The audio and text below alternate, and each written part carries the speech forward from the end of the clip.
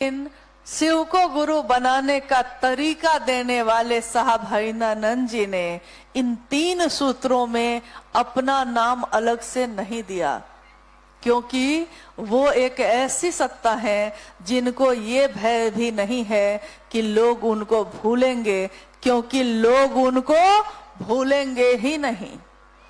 तो जब उनको ये मालूम है तो अलग से नाम क्या देना है।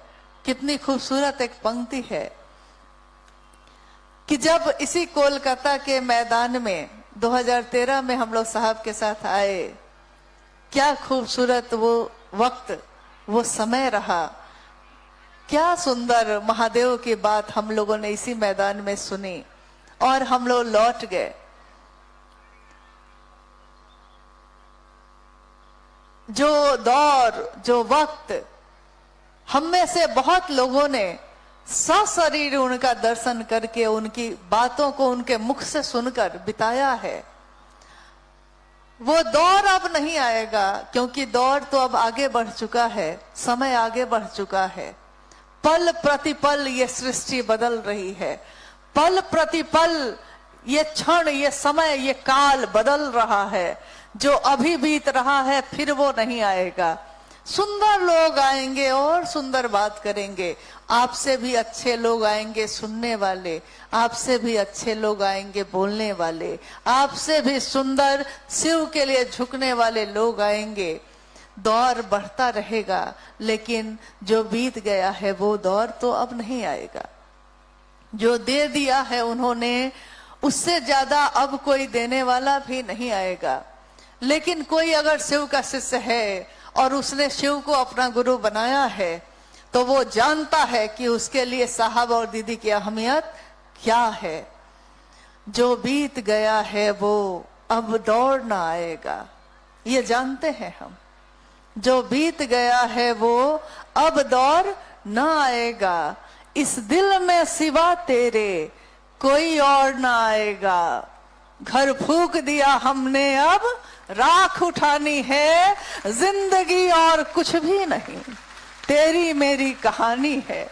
जिंदगी ये शिव शिष्यता की और कुछ भी नहीं है। इसमें एक शिव शिष्य साहब हरिनानंद जी, माँ की छाया, आंचल की छाया लेकर खड़ी माँ नीलमानंद जी, और वो जिसके पास लेकर जा रही हैं हम सबको। जो रास्ता है, जो मंजिल है, भगवान शिव स्वयं, वही अब हमारे जीवन में है। हमारे जीने का कारण भी वही है, हमारे कुछ भी करने का कारण भी वही है। और ये अब ना हो सकेगा कि इस दिल में अब कोई और आएगा, क्योंकि ये दिल भरा है उन्हीं से, उनके प्रेम से। न उनसे ज्यादा प्रेम देने वाला कोई आएगा, न उनसे ज्यादा परवाह करने वाला आएगा। क्योंकि ऐसी परवाह कौन करता है कि अगर गुरु भाई गुरु बहन मिलने आए हैं और उन्होंने अपनी चप्पल बाहर खोली है, बारिश का समय है, बारिश होने लगी है, साहब शिव चर्चा कर रहे हैं और बीच में रुक कर वो कहते हैं कि क्या तुम लोगों के चप्पल बाहर है, बारिश में भीग रही है। लोग कहते हैं कि हाँ बाहर है। वो कहते हैं कि जाकर उठा लो, खराब हो जाएगी, फिर कैसे खरीदोगे। कभी कहते कि आए हो, भारा है कि नहीं है। कभी कहते कि भोजन किया है कि नहीं किया है। अपने सामने परोसे हुए भोजन की थाली को भी गुरु भाई गुरु बहन की तरफ बढ़ा दिया है। साहब और माँ नीलमानंद अपने एक छोटे से लौकिक घर में जी रहे हैं। 3 संतान हैं उनकी, 5 व्यक्तियों का एक लौकिक छोटा सा परिवार। लेकिन उस परिवार में इतनी जगह है, इतनी जगह है उस घर में कि छोटे से उस घर में जितने गुरु भाई गुरु बहन आते हैं सब समाते जा रहे हैं एक छोटे से घर में। माँ नीलमानंद जी ने एक विशाल परिवार की स्थापना की है और उस परिवार में सबके लिए जगह है, ये सबका घर है। और याद रखिएगा कि अपना एक ही घर होता है, बाकी तो मकान हम लोग के होते हैं जो हम बनाते चले जाते हैं, लेकिन इसमें पहचानना पड़ता है। वक्त और आगे बढ़ेगा, वक्त और गुजरेगा। एक छोटी सी घटना जो अभी मुझको याद आ रही है, साहब के साथ हम लोग 2020 में तारापीठ गए। पहले हम लोग रांची से दुमका गए। दुमका में रात ठहरने के बाद सुबह साहब ने कहा चलो माँ तारा का दर्शन करवाता हूं। जब हम लोग तारापीठ पहुंचने वाले थे, उससे थोड़ा पहले ही एक गांव आया। तब तक मुझको ये नहीं पता था कि माँ तारा के साधक बाबा वामा खेपके के वंशज उसी गांव में रहते हैं, आए हैं, और उसी गांव में उनका घर भी हुआ करता था प्राचीन समय में जब ये हुआ था।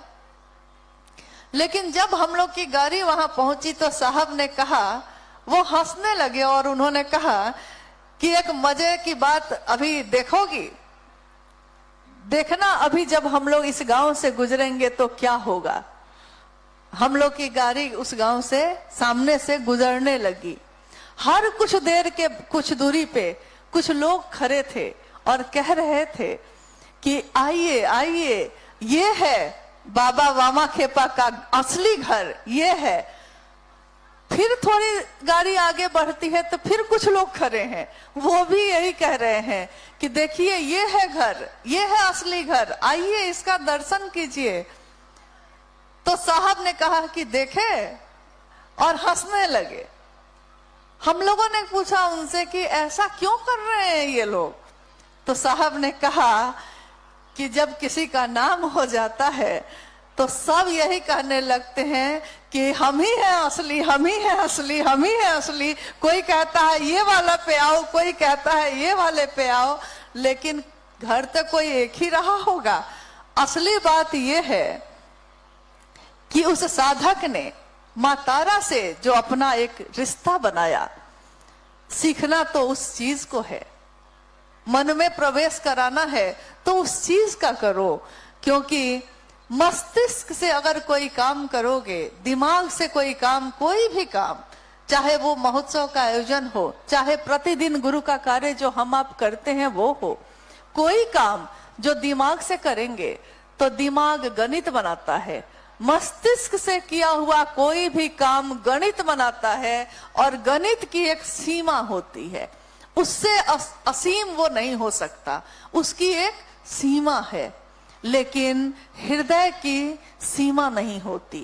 हृदय को जोड़ लिया है किसी से, हृदय को समर्पित किया है किसी को, तभी उस असीम का, उस अनंत का दर्शन कर पाइएगा। क्योंकि हृदय की कोई सीमा नहीं होती, वो असीम होता है, और असीम से मिलना है, ज्ञान के निधि अगम से मिलना है, तो हृदय को भी असीम ही करना होगा। इसलिए साहब ने कहा कि मुझसे मिलने भी कोई आता है तो मैं कहता हूं कि दिल लेकर ही आना भाई। क्योंकि दिल से मिलने की आदत रहेगी तो ये आदत महादेव से मिलने में बहुत काम आएगी। लेकिन अगर मुझसे दिमाग से मिलते रहे तो महादेव से भी मिल न सकोगे। इसलिए दिल लेकर ही आना, और उस दिल में शिव को लेकर आना, दिल लेकर ही जाना, और उसमें भी शिव को ही लेकर जाना। ये अद्भुत बात, ये अप्रतिम शिव की शिष्यता जिसका दान साहब ने दिया है। क्योंकि आज तक न तो दया मांगने की प्रथा रही है, न तो शिव की चर्चा करने का चलन रहा है, और न ही मन के से भाव प्रणाम करने का तरीका समझाया गया है। ये तीनों सूत्र, ये सूत्र त्रय हमारे शिव शिष्यता के रास्ते में हमारी मदद करते हैं, सहायक हैं ये। लेकिन मूल चीज क्या है? अक्सर हम लोग इस पे बात करते हैं कि हम जैसे ही शिव को अपना गुरु बनाते हैं, तत्क्षण हम कहते हैं उस व्यक्ति से कि शिव को गुरु बनाकर ये 3 सूत्र करिएगा, शिव आपके गुरु हो जाएंगे। लेकिन हम कभी भी ये नहीं सोचते कि 3 सूत्र सहायक है, तो मूल क्या है इसमें? कोई काम ऐसा होगा जो मूल है और उस काम की पूर्ति के लिए ही सहायता ली जाती है, सहायक क्रियाओं का सहारा लिया जाता है। अगर ये तीनों सूत्र सहायक हैं तो मूल क्या है? शिष्यानुभूति आप में से किसी ने पढ़ी है कि नहीं मुझको नहीं मालूम। सन 1990 में शिव के शिष्य साहब हरिनानंद जी ने अपनी अनुभूति को कागज पे लिखने की कोशिश की। अनुभूति, भाव का स्तर शब्दों में नहीं समा सकता, लेकिन उसको लिखने का प्रयास किया जा सकता है। वो शब्द झलक हैं, लेकिन आग तो उसके सीने में होती है जिसने उसको लिखा है। तो उस शिष्यानुभूति को साहब श्री ने 1990 में लिखा और प्रारंभिक समय के गुरु भाई और गुरु बहनों ने अच्छी तरह उसका अध्ययन किया, मन से किया। अध्ययन मतलब सिर्फ पढ़ के नहीं किया, मन से किया। और जब इक्के दुक्के 200-400 गुरु भाई गुरु बहन हुए, तब भी प्रतिदिन शिव चर्चाओं में उसकी पंक्तियों को दोहराया जाता था। क्या खूबसूरत पंक्तियां हैं उसकी। हर पंक्ति, हर वाक्य शिष्यता के उच्चतम शिखर को छूता है।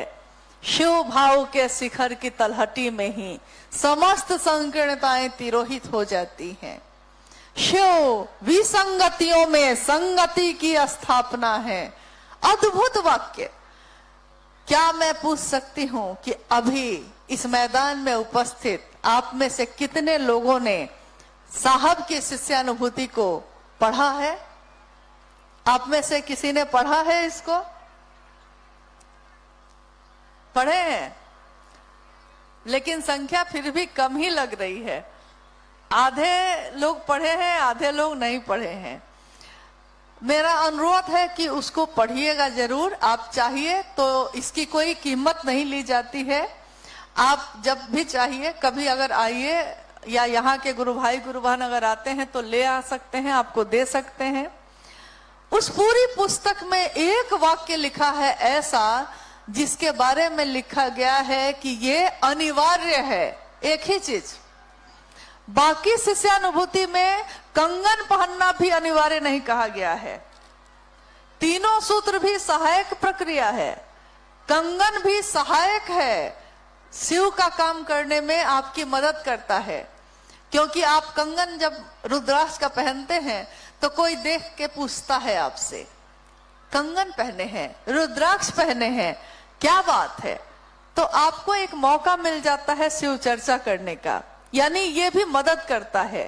तो अनिवार्य कुछ भी नहीं लिखा है। एक पंक्ति लिखी है जिसमें लिखा हुआ है कि ये अनिवार्य है। क्या आप में से कोई ये बता सकते हैं कि वो पंक्ति क्या है?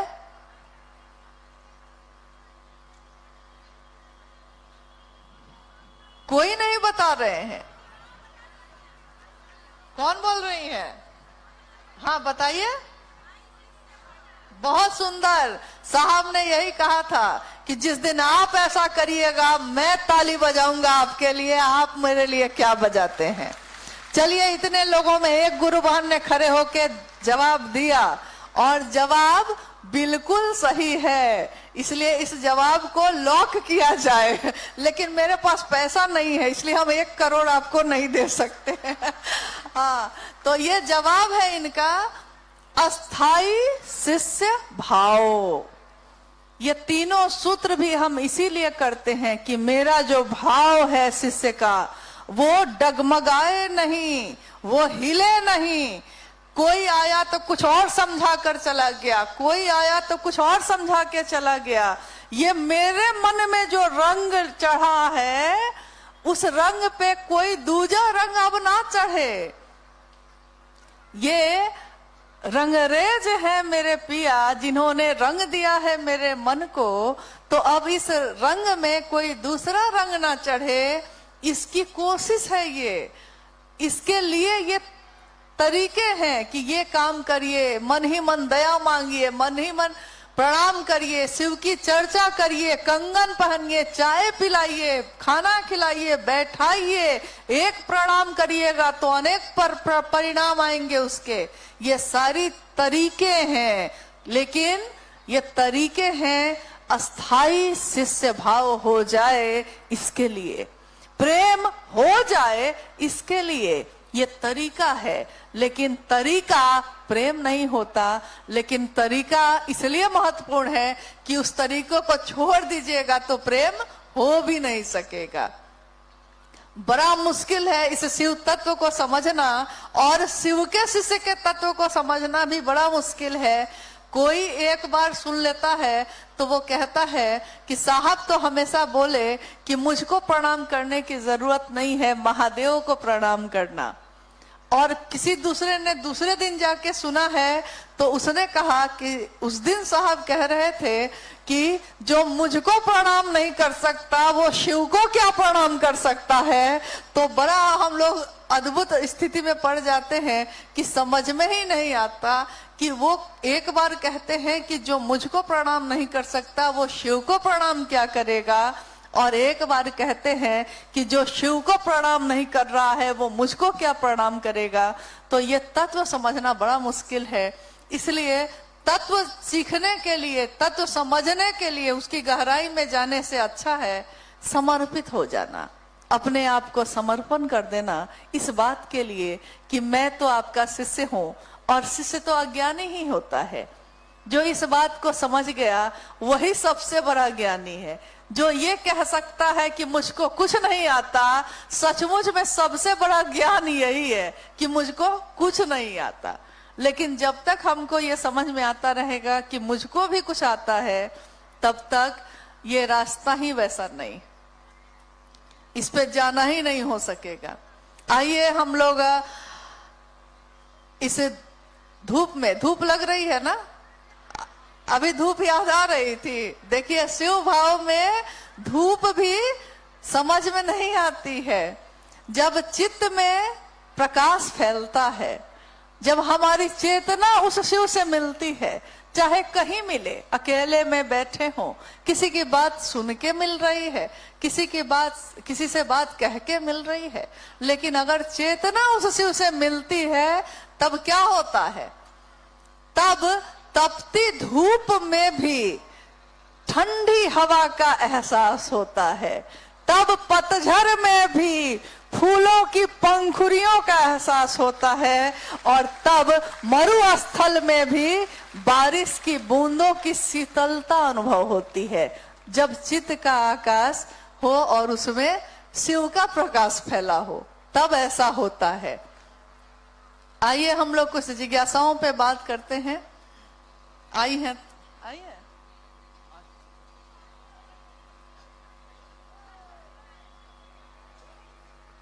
माइक में आवाज दीजिए।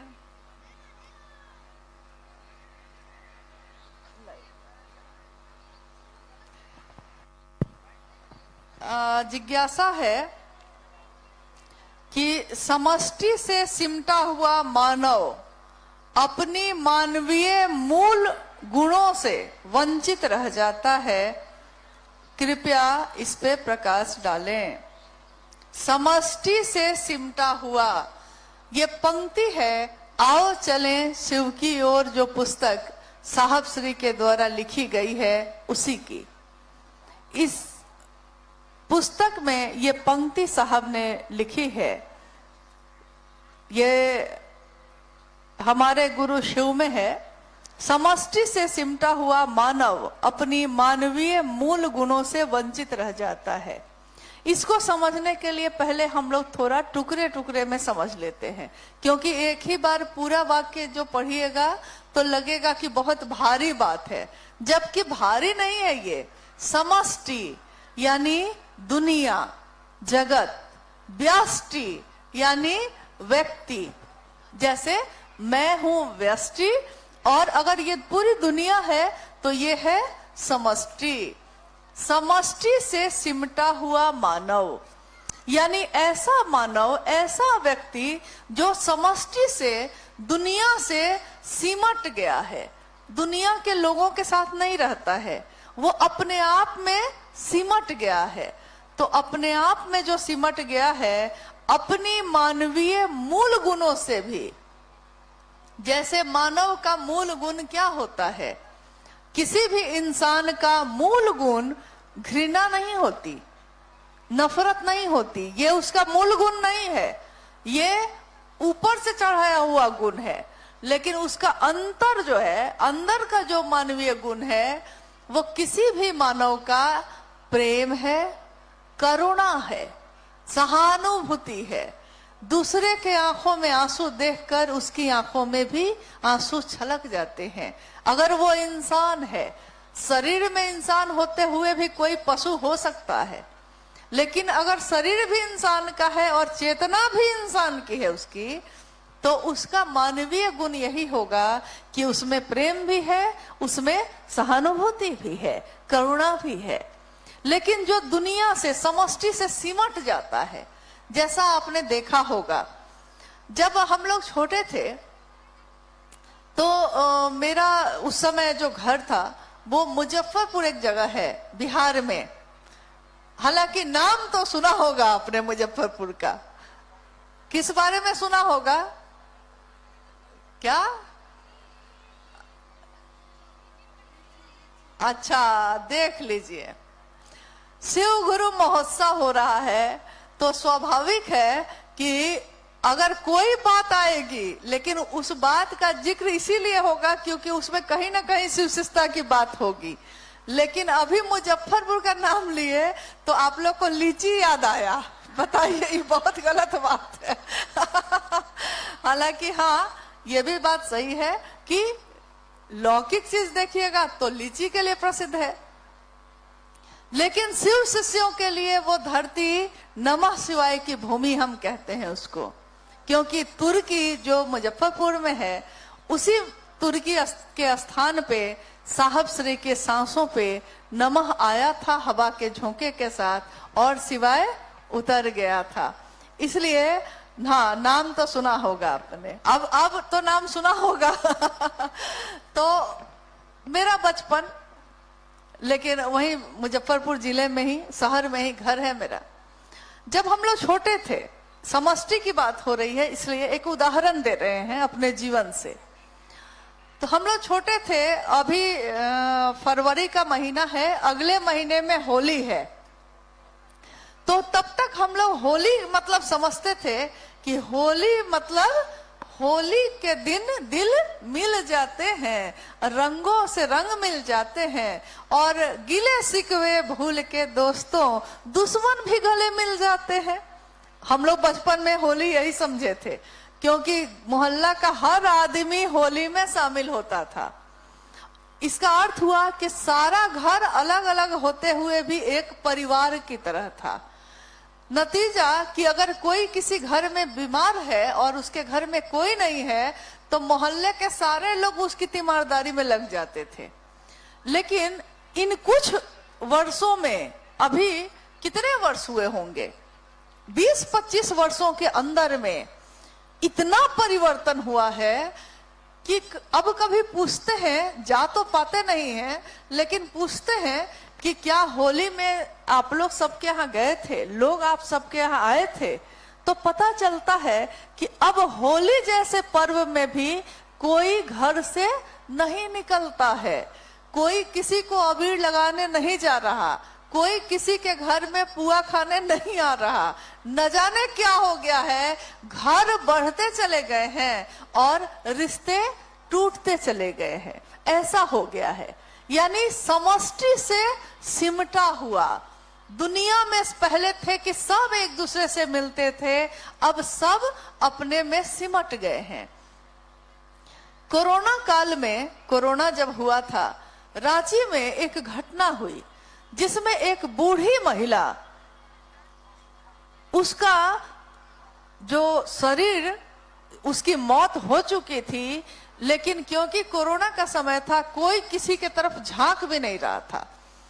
तो जब दुर्गंध उठने लगी तो लोगों को पता चला, पुलिस में खबर की गई, फिर प्रशासन आया और उस महिला के शरीर को वहां से उठा के ले जाया गया।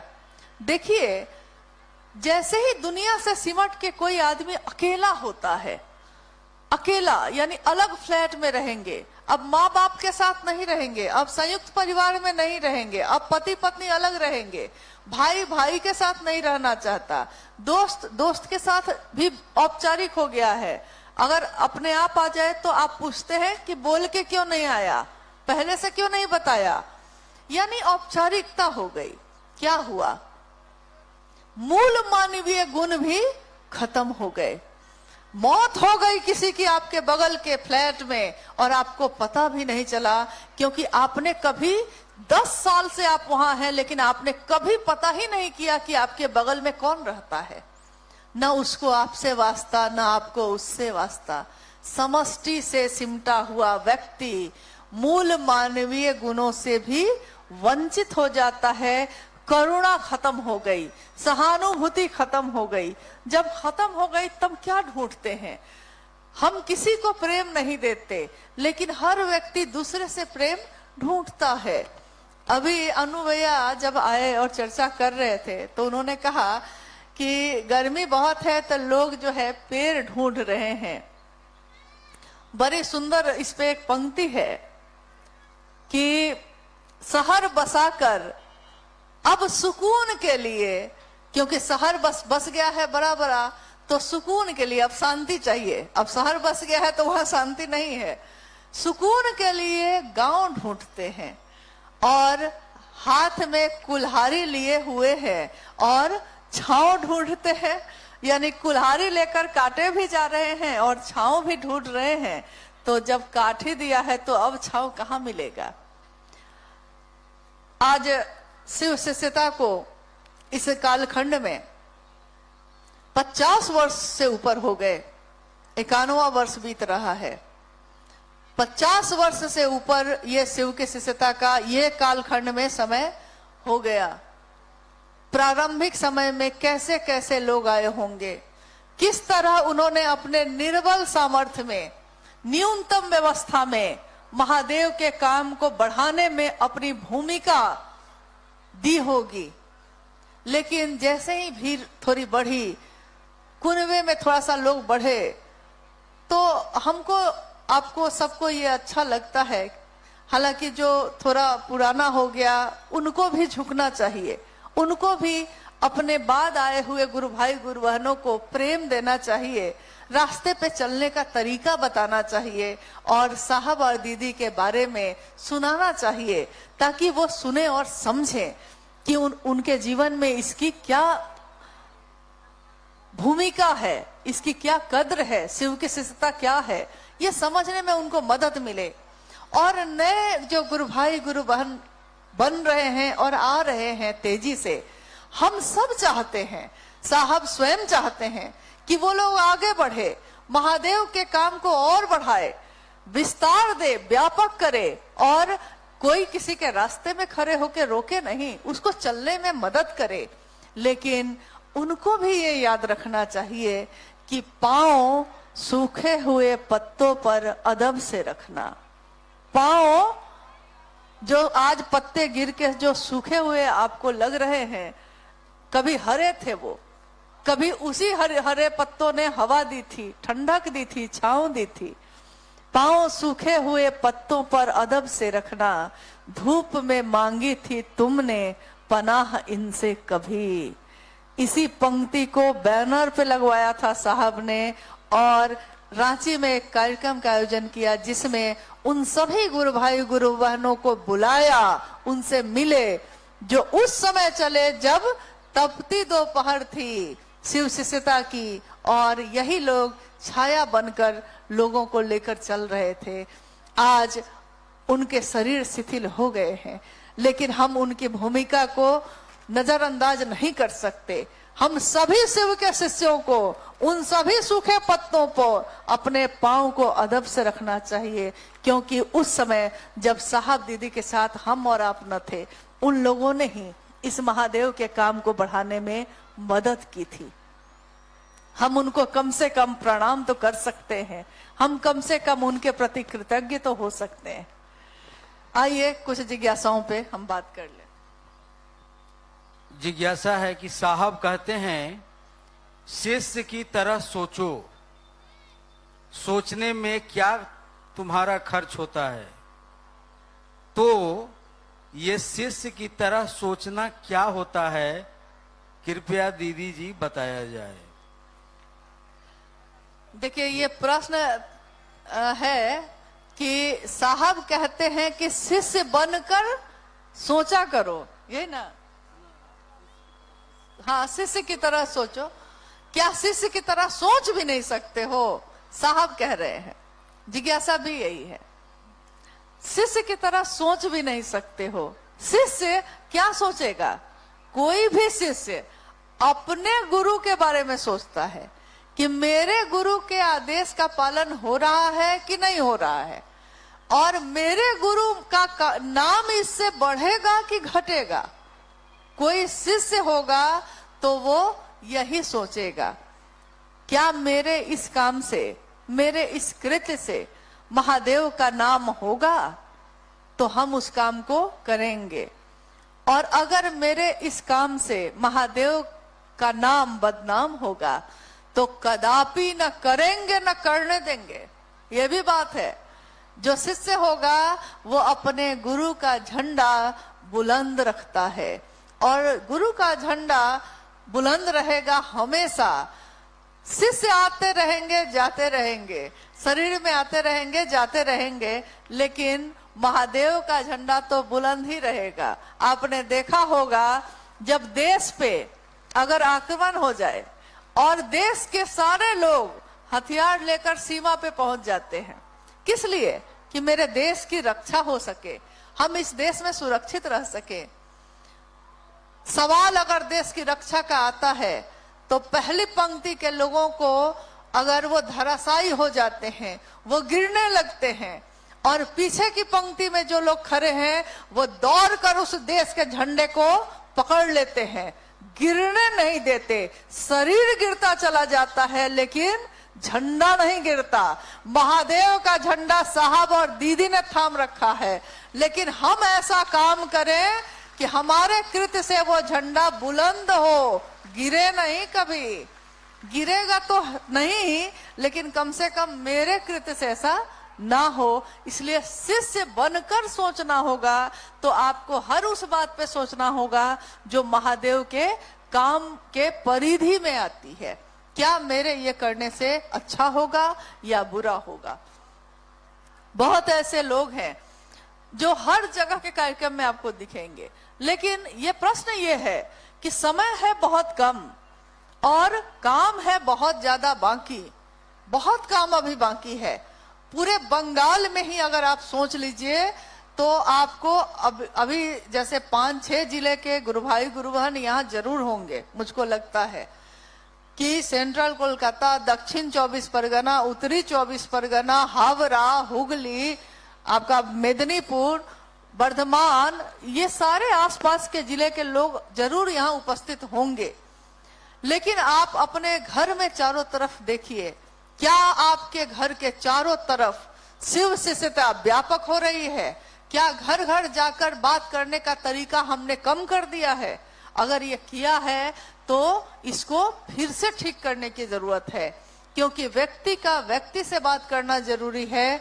ये महोत्सव या कार्यशाला या दूसरी चीजें जो मीडिया के द्वारा भी हम लोग देते हैं, वो लोगों के मन में शिव गुरु है, हम शिष्य हो सकते हैं, ये संदेश तो पहुंचा सकती है। लेकिन असली जागरण तब होता है जब व्यक्ति व्यक्ति से बात करता है, और इतनी बात करता है कि वो पौधा मजबूत हो जाए। जब वो पौधा मजबूत हो जाए फिर आगे बढ़ जाइए और दूसरों को भी अब जोड़ने की कोशिश करिए। लेकिन अभी काम बहुत बाकी है और हम सब ये संकल्प लेते हैं, क्योंकि ये जगह बहुत महत्वपूर्ण है। ये एक ऐसी धरती है जिस धरती पे हम आप बैठे हैं। हमारे साहब और दीदी के चरण यहाँ पधारे हैं एक साथ। शिव और शक्ति का ये अन्योन्याश्रित प्रेम ना हो। अन्योन्याश्रित यानी इतना अभिन्न है, एक है, अलग होकर भी एक है, और इतना अभिन्न है, इतना अन्योन्याश्रित है कि इसके प्रेम के बिना घास की एक पत्ती भी नहीं उग सकती। तो इस धरती के पे बैठे हम सभी शिव के शिष्य ये संकल्प ले, फिर से संकल्प ले, पुनर्स्थापना शिव की कर चुके हैं साहब, लेकिन उन पौधों को पानी चाहिए, छांव चाहिए, उनको देखभाल की जरूरत है। तो आप हम सब मिलकर इस महान काम को, इस बड़े उद्देश्य को अपनी संकीर्णताओं को पीछे छोड़कर करने की कोशिश करें। अंतिम करते हैं, एक कोई करके अंतिम कर देते हैं। जिज्ञासाएं तो बहुत सारी आपने भेजी हैं, समय की अब मानना है। चलिए एक अंतिम जिज्ञासा है, अध्यात्म क्या है? शिव रूपी ज्ञान से संजात एक सामान्य आचरण, एक सामान्य भावाचरण जगत के लिए अनुकरणीय है। कैसे? पहली जिज्ञासा है आध्यात्म क्या है? आध्यात्म सबके लिए एक ही तरह की रोशनी है, वो अलग अलग नहीं है, लेकिन जिसके शरीर में जो जीवात्मा है तो वो परमात्मा का ही अंश, ऊर्जा ही है। वो वही ऊर्जा जो मनुष्य के शरीर में आई है, अंश में आई है, तो उसको मनुष्य आत्मा कहते हैं, जीवात्मा कहते हैं। वही ऊर्जा जो परम ऊर्जा के साथ है, परमात्मा कहते हैं।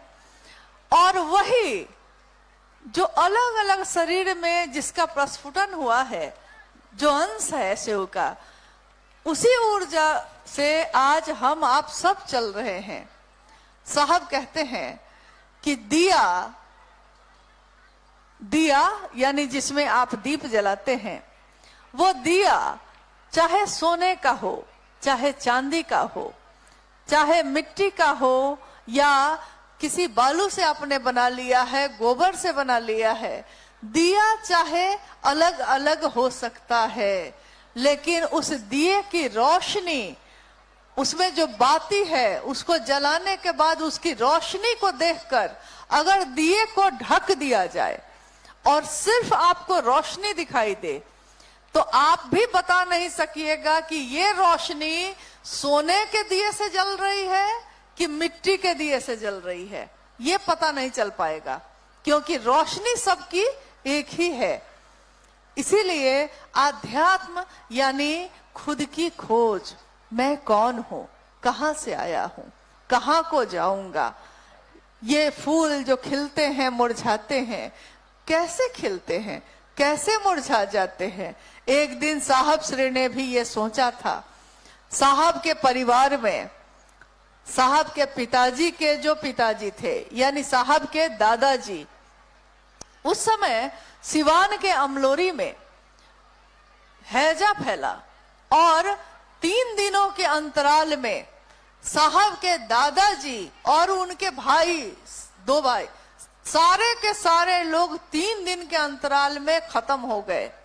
साहब ने लिखा है इसको कि मैं सोचता था कि ये क्या होता है कि अचानक कोई चलता फिरता हंसता बोलता आदमी, ऐसा क्या होता है कि वो सीधे चलते चलते खत्म हो जाता है। लगता है जैसे उसके अंदर का वो प्राण निकलते ही उसके शरीर में अब कुछ ना रहा।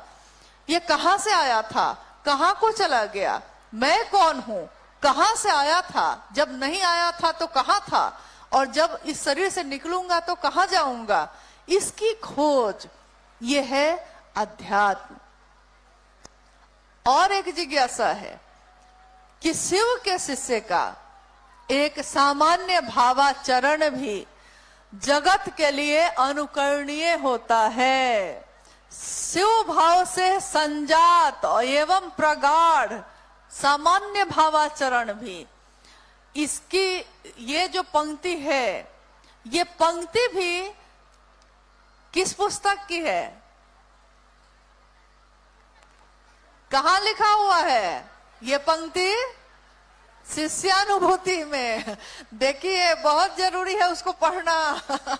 शिष्यानुभूति की ये पंक्ति जिसमें साहब कह रहे हैं कि शिव भाव से संजात एवं प्रगाढ़, संजात मतलब भींगा हुआ डूबा हुआ उसमें, और प्रगाढ़ यानी गहरा। एक सामान्य भावाचरण, एक सामान्य भावाचरण का अर्थ हुआ कि दैनिक काम आप चल रहे हैं, आप बोल रहे हैं, आप बैठा रहे हैं किसी को, आप खिला रहे हैं, आप खा रहे हैं, आप सो रहे हैं, आप जग रहे हैं, आप मिल रहे हैं, आप विदा हो रहे हैं, एक सामान्य भावाचरण।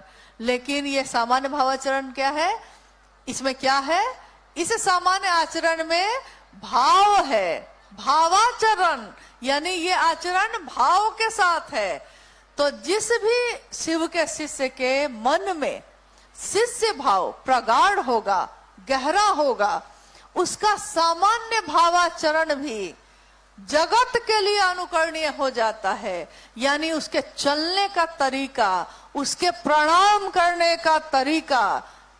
आप में से कितने लोगों ने देखा होगा, साहब श्री से जब भी आप मिले होंगे तो आप जब तक प्रणाम कर ही रहे होंगे कि आपने देखा होगा कि उनके दोनों हाथ पहले ही जुड़ गए और झुककर वो प्रणाम कर रहे हैं। इतना सुंदर प्रणाम कि देखकर ही मन मोह जाए और लगे कि प्रणाम हो तो ऐसा हो। क्योंकि प्रणाम तो ऐसा भी होता है ना कि कोई आया है, ऐसे घुटना छुआ और प्रणाम कर लिया, कोई आया है उसने ऐसे ऐसे किया और प्रणाम हो गया। लेकिन एक प्रणाम ऐसा भी होता है जिसमें भाव भरे होते हैं और वो झुकता है। वो आप में भी शिव को देख रहे हैं इसलिए झुक रहे हैं, हम में भी शिव को देख रहे हैं इसलिए झुक रहे हैं। तो जो शिव का शिष्य होगा, उसका जो सामान्य भावाचरण होगा, उसको हर चीज में वो शिव ही दिखाई देगा, शिव से अलग कुछ भी नहीं दिखेगा। जब एक लैला के इश्क में मजनू को की हालत ये हो गई कि वो गुजर रहा था और एक मौलवी साहब खुदा की इबादत कर रहे थे। मजनू उनकी चादर जो बिछी हुई थी उस पर गुजर कर चला गया। वो गुस्से में आ गए और उन्होंने मजनू से कहा कि तुमको दिखता नहीं है कि मैं खुदा की इबादत कर रहा था और तुम मेरी चादर पर से चले गए, कुचल के चले गए। बेचारा घबरा गया। प्रेम में डूबा हुआ आदमी, प्रेम में जिससे प्रेम करता है उसमें डूबा होता है, दूसरों को पता चलता नहीं है। तो जब वो उसको रोकते हैं, बोलते हैं तो वो घबरा जाता है। उसको लगता है कि मैंने क्या कर दिया ऐसा। तो मजनू ने कहा कि मैंने तो कुछ भी नहीं किया, मुझको दिखा ही नहीं। उन्होंने कहा कि तुमको दिखा कैसे नहीं? अब मजनू ने उनसे पूछा कि आप मुझको एक बात बताइए, मैं भी आपसे पूछना चाहता हूं। मैं तो मजनू हूं, एक लैला एक लड़की है, उसके इश्क में हूं, उससे प्यार करता हूं, मोहब्बत करता हूं, उसके इश्क में हूं। लेकिन जब से लैला से इश्क हुआ है, मुझको लैला के सिवा अब कुछ भी नहीं दिखता है। इन रास्तों में भी उसी का चेहरा दिखता है, इन पत्तों में भी उसी का चेहरा दिखता है, कोई सामने से आता है उसमें भी उसी का चेहरा दिखता है। मैं करूं क्या? मुझको तो लैला ही लैला दिखती है। लेकिन ए भाई, तुम तो खुदा की इबादत कर रहे थे, तुमको मैं कैसे दिख गया? मैं ये जानना चाहता हूं। अब बताइए, जो महादेव महादेव कर रहा हो लगातार, उसको सारी चीज कैसे दिखाई दे सकती है? लेकिन अगर उसको सब दिखाई दे रहा है, इसका अर्थ है उसने खुद की खोज शुरू ही नहीं की। जो खुद की खोज शुरू करेगा उसको कहाँ फुर्सत है कि वो सबको देखेगा। वो तो अपने महादेव को देखेगा, साहब और दीदी ने जो काम दिया वो करेगा और महादेव महादेव करता हुआ गुजर जाएगा। फुर्सत नहीं है आपके कालीन को देखने की भी नहीं और आपके कीचड़ को देखने की भी नहीं। आज तो हम सब के पांव वैसे ही है। महादेव के काम में चलते चलते साहब और दीदी के पांव कीचड़ से भर गए। माँ ट्रैक्टर पे बैठ के गांव गांव उनके साथ गई। उस समय जब वो डिप्टी कलेक्टर थे, माँ नीलम आनंद जो डिप्टी कलेक्टर की पत्नी और एक राज परिवार की बेटी, लेकिन गांव गांव जाना है और लोगों तक ये संदेश पहुंचाना है कि वो शिव को गुरु बनाए, तो सारी का आंचल उनका कीचड़ से भर जाता था। गुरु भाई कहते कि जा जा माँ, कीचड़ लग गया पूरा। साहब कहते कि वो पंक्ति नहीं सुनी तुमने कि बाढ़ की संभावनाएं सामने हैं और किनारों पर घर बने हैं। बाढ़ की संभावना यानी कभी भी बांध से पानी टूट सकता है, ये सब कुछ खत्म हो सकता है। बाढ़ की संभावनाएं सामने हैं और इसको बचाना है, तो बचाने के लिए तो कीचड़ में उतरना पड़ेगा, काम करना पड़ेगा। तो आज जो है बाढ़ की संभावनाएं सामने हैं और किनारों पर घर बने हैं। आपके कालीन देखेंगे फिर कभी, अभी तो पांव कीचड़ से सने हैं। तो अभी तो ये पांव कीचड़ में चल रहे हैं ताकि गांव गांव घर घर में शिव शिष्यता का दिया जले, शिव शिष्यता की गूंज उठे। एक दिन साहब ने ये सोचा, ये जो दूर मंदिरों से आवाज आती है मधुर घंटियों की, कोई जाता है मंदिर में वो घंटी बजाता है कहने महादेव को कि मैं आया हूं आपके द्वार, उस घंटी से एक मधुर ध्वनि हवाओं में फैल जाती है। साहब कहते हैं कि मंदिरों से आती हुई इस मधुर ध्वनि को मैं शिव का शिष्य हरिंद्रानंद लोगों के जीवन में घोलना चाहता हूं। और याद रखिएगा, जब भी उन्होंने ये कहा है मैं शिव का शिष्य हरिंद्रानंद, तब हर व्यक्ति को यह समझना चाहिए कि अब वो किसी के भाई नहीं, किसी के पिता नहीं, किसी के मित्र नहीं, कोई पदाधिकारी नहीं है जो बोल रहे हैं।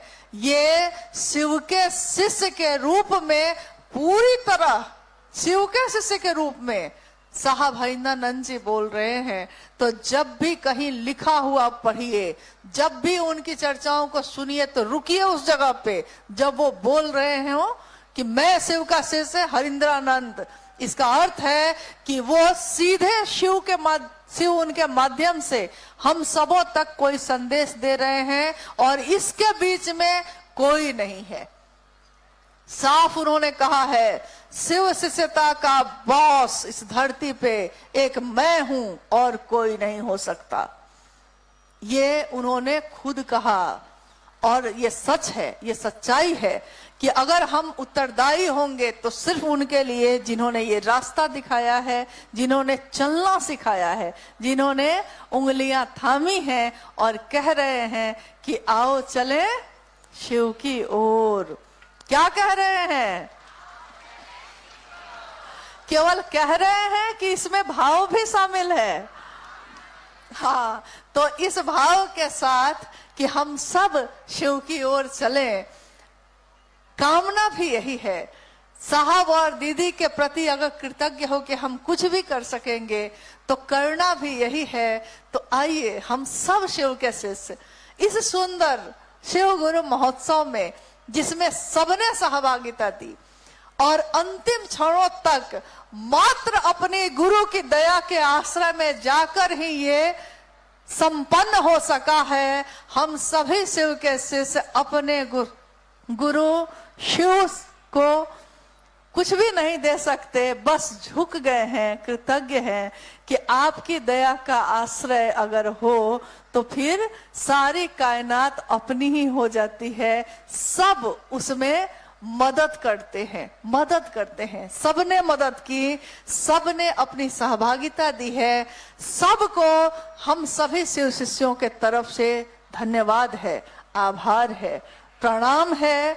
अपने गुरु महादेव से भी ये दया की याचना है कि हम सभी शिव शिष्यों को इसी तरह अपनी तरफ बढ़ाते रहिए, अपना काम कराते रहिए। शिष्य बनेंगे कि ना बनेंगे नहीं जानते, ये तो आप जानते हैं, लेकिन अपना काम कराते रहिए। शिष्या ना समझ कोई बात नहीं, तेरे काम तो आने दे। आप सभी के चरणों में प्रणाम है, आप सबको मेरा प्रणाम।